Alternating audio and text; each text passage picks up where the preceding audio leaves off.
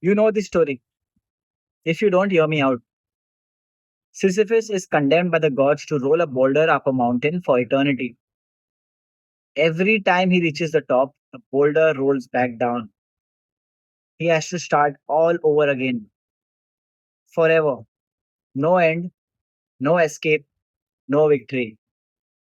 It's the ultimate punishment, the ultimate futility, the ultimate meaninglessness.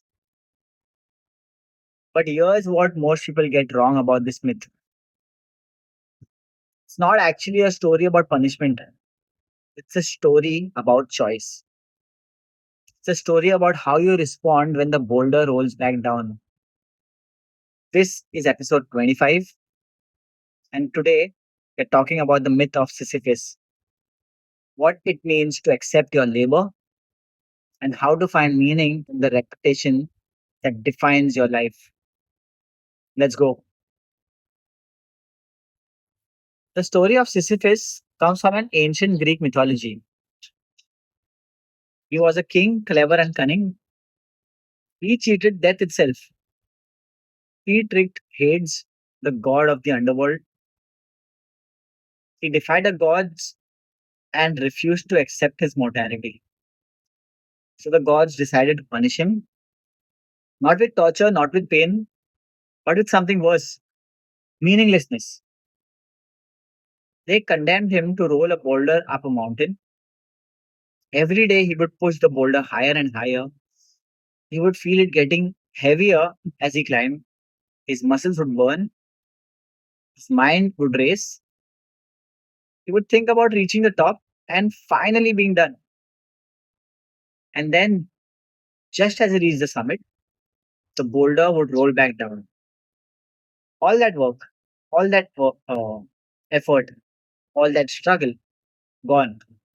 Back to the beginning. So he would descend the mountain, walk back to the bottom, and start again. Push the boulder up, feel it get heavier, reach the top, watch it roll down, repeat forever. This is the punishment. Not the boulder, not the mountain, but the repetition, the futility, the knowledge that no matter how hard he works, he will never finish. He will never succeed. He will never rest.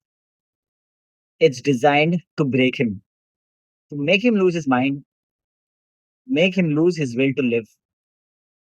But here's the thing, Sisyphus doesn't break. In the 20th century, a French philosopher named Albert Camus wrote an essay about this myth. He called it The Myth of Sisyphus. And in that essay, he asked a question that changed how we think about meaning and labor. What if Sisyphus is actually happy? Camus called this the absurd.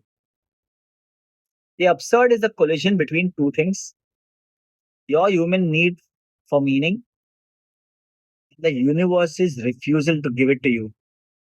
You want your life to matter, you want your work to lead somewhere, you want your struggle to mean something, but the universe doesn't care. The universe is indifferent. The work might lead nowhere. The struggle might be for nothing. Your life might be meaningless. That's the absurd. And Sisyphus is the perfect embodiment of the absurd. He is condemned to meaningless labor. He is condemned to repetition. He is condemned to a task that will never be completed, never be finished, never be won. Here's what Camus realized. Sisyphus is not broken by this. Sisyphus is liberated by this. Think about the moment when the boulder rolls back down the mountain.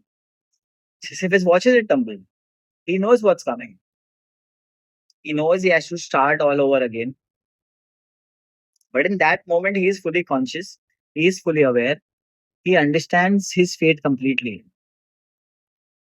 And that awareness, that lucidity, is what saves him. Most people think the answer to Sisyphus' problem is to escape.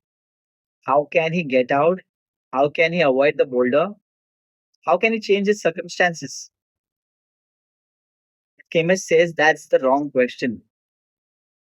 The real question is, how can Sisyphus accept his fate? Because here's the truth, you can't escape your boulder. None of us can. Your boulder might be your job, your boulder might be your family responsibilities, your boulder might be your daily discipline, your boulder might be your health struggles, your boulder might be your financial obligations. Whatever it is, it's there and it's not going away. So the question is not how do I escape? The question is how do I accept this and find meaning in it? Camus says that when Sisyphus fully accepts his fate, when he stops hoping for something better, when he stops wishing things were different, when he stops resenting the boulders, something miraculous happens. The punishment loses its power. Think about this. The gods designed this punishment to crush Sisyphus. They wanted him to suffer, they wanted him to despair, they wanted him to lose his mind.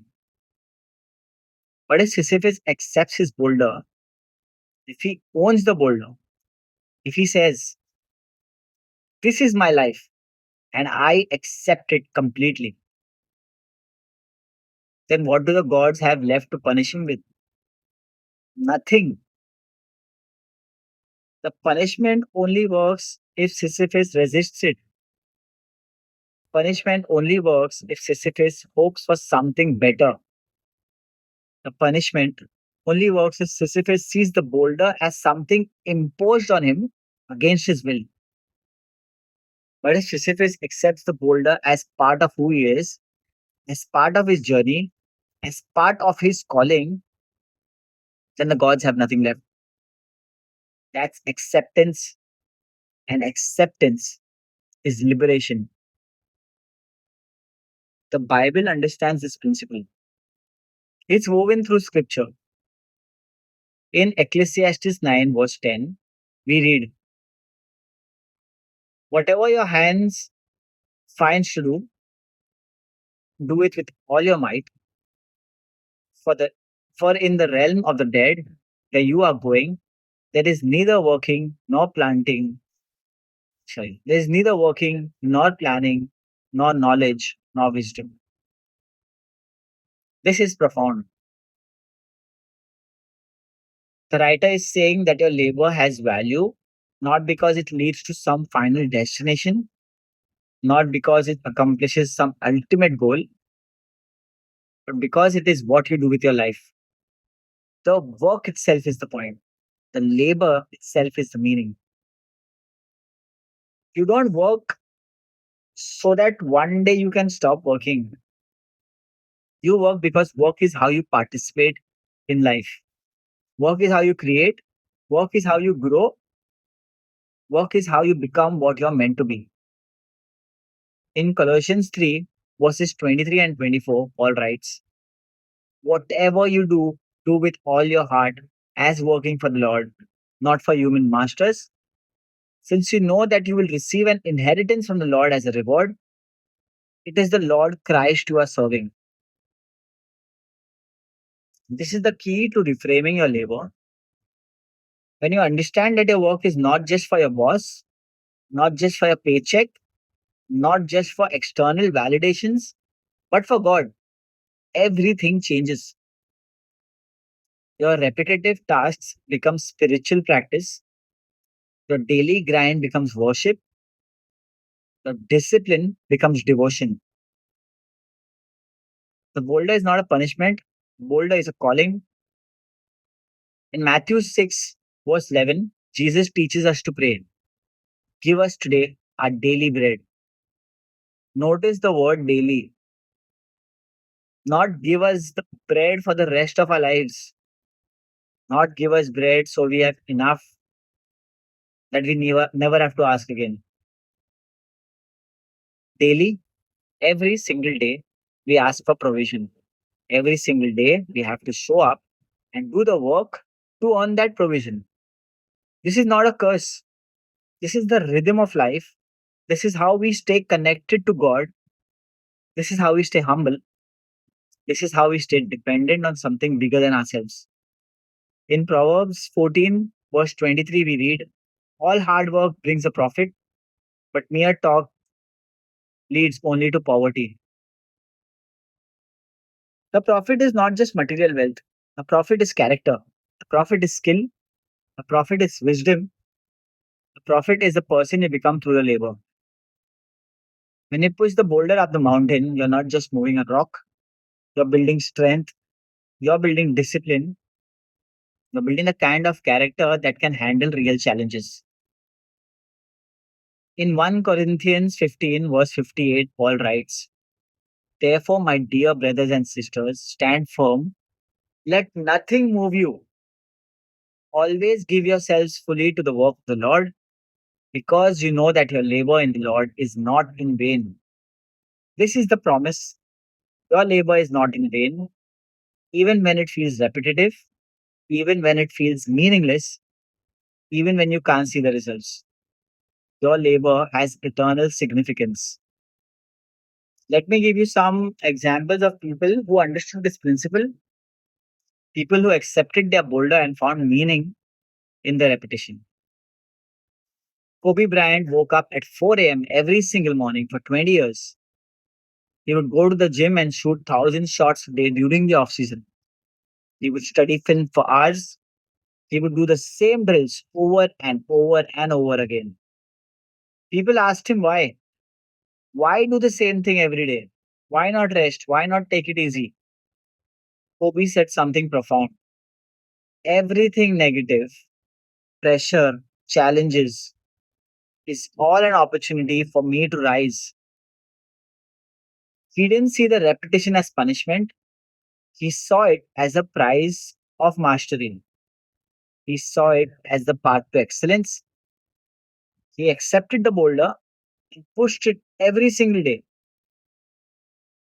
Michelangelo spent 4 years lying on his back painting the Sistine Chapel ceiling. 4 years. His back was broken. His neck was strained. His eyes were damaged. He was in constant pain. But he didn't stop. He didn't complain. He didn't wish he was doing something else. He accepted the boulder and pushed it every single day. And now, 500 years later, people stand in that chapel and weep at the beauty of his work. His acceptance of the labor created something eternal. Oprah Winfrey started with nothing. No wealth, no connections, no advantages. She had to work. She had to show up every day in radio, then television. She made mistakes. She faced rejection. She was told she would never make it. But she accepted the boulder. She showed up every single day. She did the work when no one was watching. She pushed the boulder up the mountain, and when it rolled back down, she pushed it up again. And now she's one of the most influential people in the world. Not because she got lucky, not because she found a shortcut, but because she accepted the repetition and made it her own. The Apostle Paul, he faced imprisonment. He was beaten, he was mocked, he was rejected by the people he was trying to help. He faced the same struggles over and over again. But he didn't give up, he didn't lose faith. He accepted the boulder and pushed it every single day. He wrote letters, he preached, he served, he did the work. And his letters changed the course of history. His acceptance of the labor created something that lasted 2000 years. So, how do you find meaning in your boulder? How do you accept your labor and make it your own? Here's the framework. First, Identify your boulder. What is the repetitive work that defines your life? What is the daily discipline that you have to commit to? What is the labor that will never be finished? Second, understand why you're pushing it. Is it for the money? Is it for status? For external validation? If so, you'll always resent it. But if you can connect it to something bigger, to God, to your family, to your purpose, to your growth, then it will become meaningful. Third, accept that it will never be finished. You're not pushing the boulder so that one day you can stop pushing it. You're pushing it because pushing it is what you do. You're pushing it because the work itself is the reward. Fourth, find the rhythm. The boulder has a rhythm. The mountain has a rhythm. Your life has a rhythm. When you accept the rhythm instead of fighting it, your work becomes easier. Not easier physically, but easier mentally. You stop resenting it. You stop wishing things were different. Fifth, embrace the repetition. The same drill, the same practice, the same discipline every single day. This is not boring. This is not meaningless. This is how mastery is built. This is how character is forged. This is how you become who you are meant to be. Sixth, understand that you are becoming something. Every time you push the boulder, you're not just moving a rock, you're building strength, you're building discipline, you're building resilience, becoming the kind of person who can handle real challenges. Here's what most people don't understand. When you accept your boulder, when you embrace the repetition, when you find meaning in the labor, you get an invisible advantage. You get the advantage of skill. While others are sleeping, you're working. While others are playing, you're studying. While others are comfortable, you're pushing. And over time, you become skilled, you become dangerous, you become unstoppable. You get the advantage of wisdom. The labor teaches you, the repetition teaches you, the struggle teaches you, and over time, you become wise. You understand things others don't. You see things others can't see. You get the advantage of character. The labor builds character.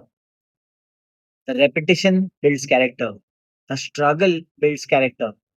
And over time, you become strong, not just physically, but mentally and spiritually. You get the advantage of peace. When you stop resenting your boulder, when you stop wishing things were different, when you accept your faith completely, you find peace. Not the peace of comfort, but the peace of alignment. Peace of knowing that you're doing what you're meant to do.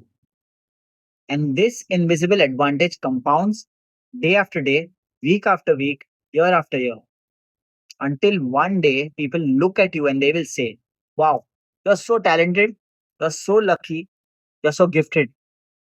But you know the truth. You know it wasn't talent, wasn't luck, wasn't a gift. It was the boulder, was the repetition, it was the daily discipline. It was accepting the labor and making it your own. Now I want to talk to you about timing because there's a principle that applies here. You might think, okay, I understand this.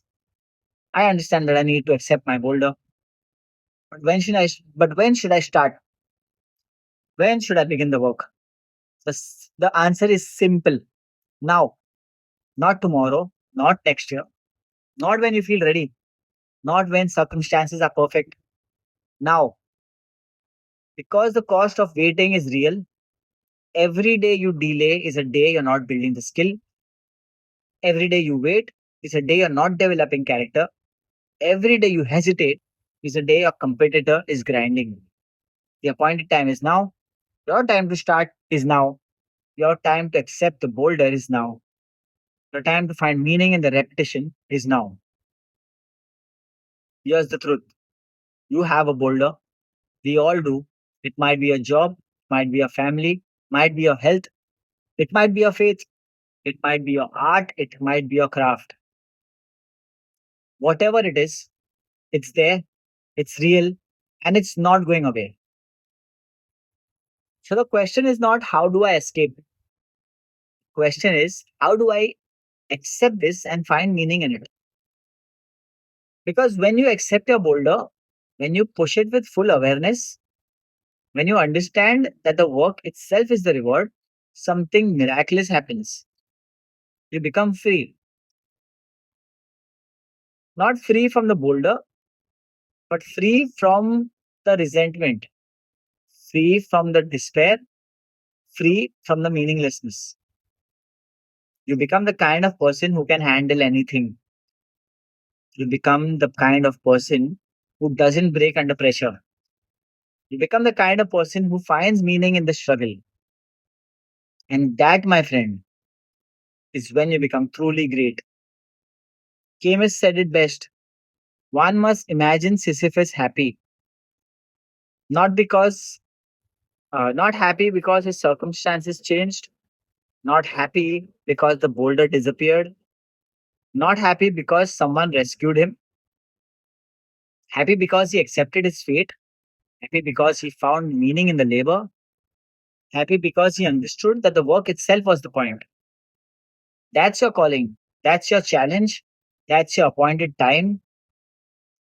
Accept your boulder, push it with all your might, find meaning in the repetition, and become the kind of person who is happy in the struggle. Because that's when you become an unstoppable. This is built, not felt by the rice code. My name is Shannon. I'll see you all in the next one.